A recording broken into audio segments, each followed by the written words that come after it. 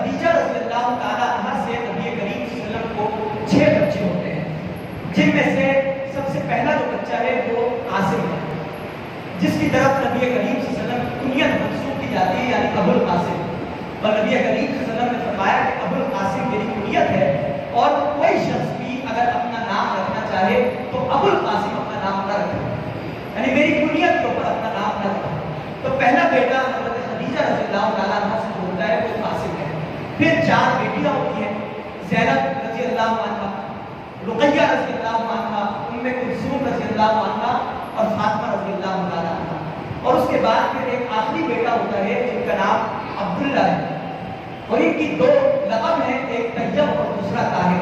یعنی یہ 6 بچے ہیں جو حضرت خدیجہ رضی اللہ تعالیٰ عنہ کے وطن سے نبی کریم صلی اللہ علیہ وسلم کو ہوتے ہیں۔ اس کے علاوہ ایک اور بیٹا ہے